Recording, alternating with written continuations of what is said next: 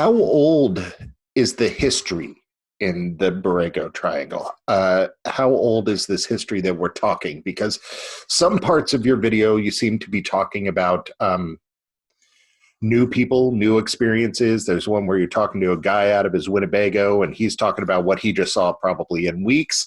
And some of them you're talking about, pictographs and lithographs and stuff. So how far back are we going here? Pretty far, because the Native American petroglyphs, like you just mentioned, there are, probably what, Derek, hundreds of years old at least? Hundreds, some may be close to 1,000 for all I know, but they're at least hundreds. They're before European settlers came, for at least that much. So that plays into it, and of course the lore and the legends of the native tribes that were in the area.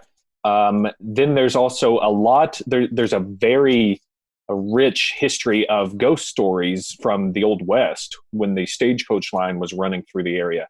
And that makes sense. Around the stage stations, there are a ton of different kinds of stories. You get the lady in white, or one of the hitchhiking kind of ghosts that's out there.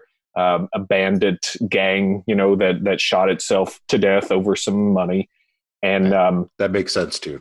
Yeah. The gold rush and stuff. How people, what greed does. And then there's also this whole cryptid aspect that dates back at least to the 1800s, and maybe if not farther with the Native American lore. Depending on what you read into the stories and stuff. But the cryptid stuff, hairy hominids, the Borrego Sandman is out there. Yucca Man.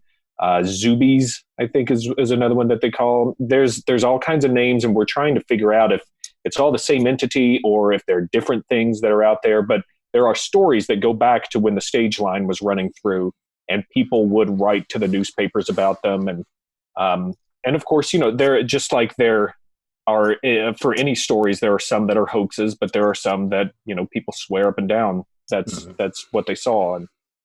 And then it goes on into the 60s and 70s. So it's all over the place. We also had conquistadors come through. We had Spanish missionaries in the, I think, late 1600s come through there. So there's a lot of history through that area, believe it or not, despite the fact that it's vast, wide open wasteland. Essentially, there's been a lot of human history through there.